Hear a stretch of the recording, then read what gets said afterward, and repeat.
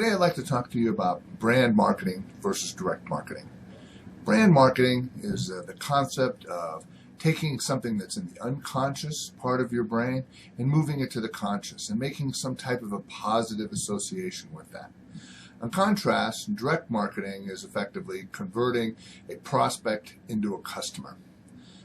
In Jan Tish's book called Duct Tape Marketing, he talks about a concept called that basically the premise of it says that in order for a customer to buy your product, he needs to know you exist, like your brand, and then trust you before they make a purchasing decision.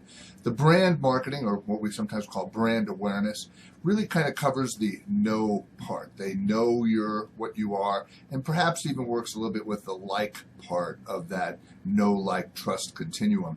Whereas the direct marketing is really the building the trust and actually getting the customer to be converted from a prospect into a customer of yours. So I'd like to talk a little bit right now, focusing principally on the brand awareness part. All right, brand awareness is part of the kind of helps with the direct marketing effort. Unto itself, it doesn't create sales. It's there as a precursor to kind of help with the direct marketing effort.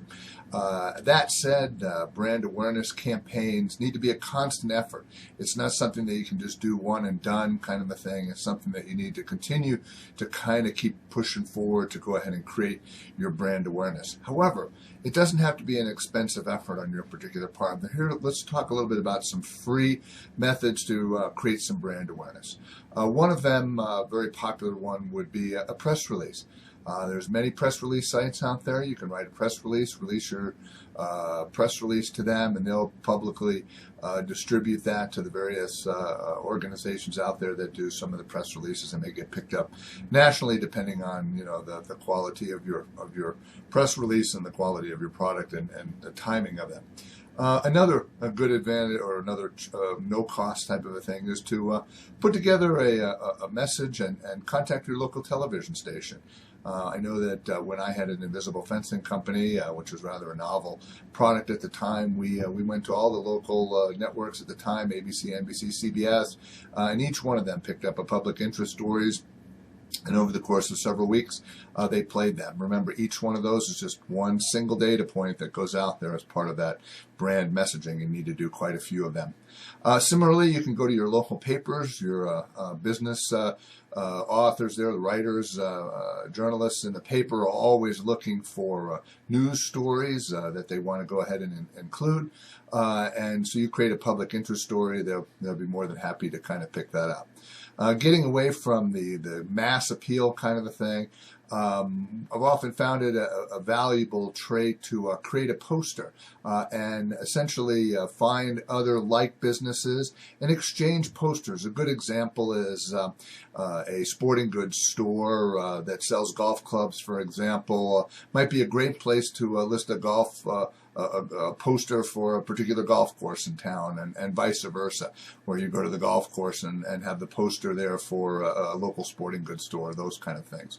Again, you're segmenting the population as they're going to these particular things. And the last of the free kinds of things that really kind of come to mind pretty quickly are things like Craigslist listings, those kind of things that you can generally do, and those are free. Here's a couple ideas, generally under $10. Business cards is a really good example. I know that when I was, again, at Visible Fencing, I would, quite frankly, I would take my kids to the mall. I would literally drop them off on one end of a column of traffic, and I would instruct the kids to eventually, effectively walk down the row of cars and stick a business card in everybody's windshield or on the little rubber piece that right above the door, or something along that line. Some people may have some issues with that because unwanted solicitation. People may think that throwing the business card away creates a bit of pollution. It's not an illegal thing unless essentially it says posted, no solicitors in the parking lot and so on and so forth. So it's not a legal thing. The most that the owner of the parking lot can tell you is please don't come back. but it's not something you would get arrested for. This is something you may want to kind of take into consideration, especially if you target a business. Again, if we use a golf club example right there, if you were in front of a sporting goods store and you were promoting your golf course, for example, you'd have a lot more segmented people actually going to that sporting goods store that might actually be golfers and that kind of stuff. Another good example, we just recently got done with an election, and every election year I see streets full of all kinds of yard signs and so on and so forth. But those yard signs can clearly be extended to include such things as marketing about your particular company, especially if you're a house painter or a roofer or something like that, where somebody can see your work. Certainly, while you're there, stick a yard sign in front of the property that you're working.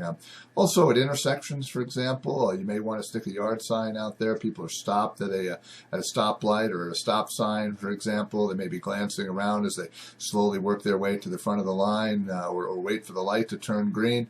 It's a good place to have a yard sign where people can go ahead and actually see that. Picket signs. We associate picket signs with bad things about businesses and organizations trying to picket a particular business. But if you had a restaurant or you had a local business downtown and you send one of your idle employees with a picket sign to walk up and down the sign saying, eat at Fred's Cafe, or shop at Mildred's consignment shop, or something along that line, people would take notice because it's something that's out of the ordinary. People like things that are out of the ordinary and kind of spot those kind of things and internalize those messages and bring them from the unconscious mind to the conscious mind pretty quickly. A couple ideas, maybe cost a little bit more, maybe in the $75 range. Banners. These are like canvas banners or like a vinyl type of banners. Usually they have little grommets or something like that you can then hang with a bungee cord.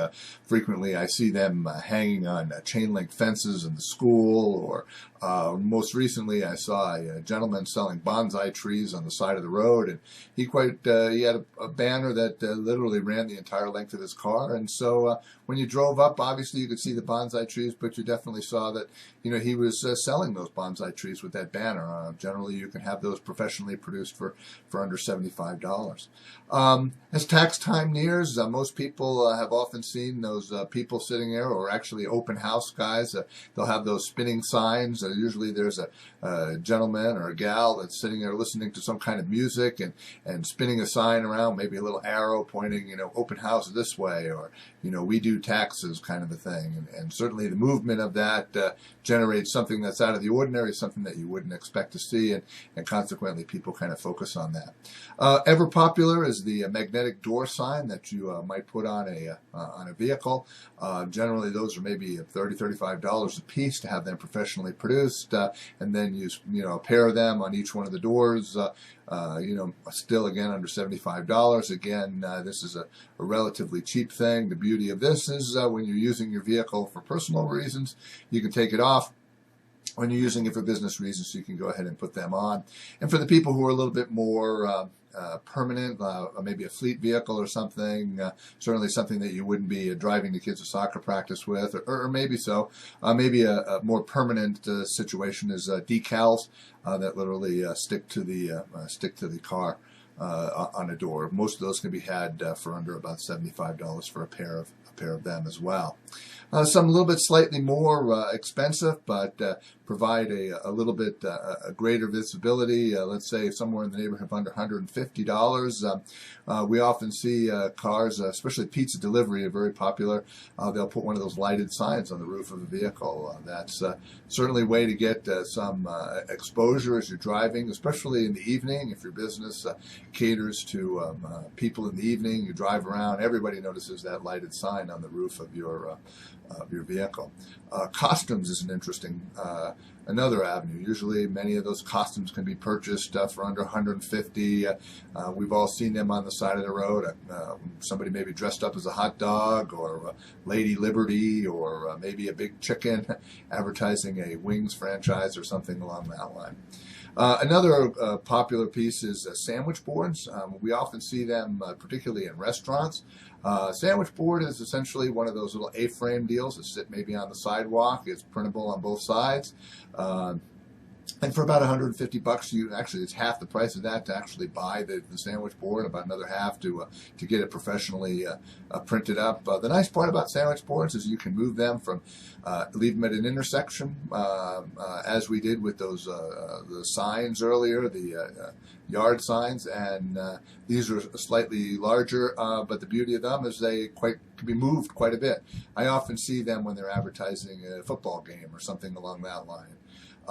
There's also the wearable version. We've all seen movies like Las Vegas Vacation, where a gentleman is sitting there walking around with two pieces of like cardboard in front of him, and he's walking up and down the street. Cardboard is kind of connected with a piece of ribbon or something along that line. They actually make wearable ones, similar in price to the stand-up A-frame type sandwich boards.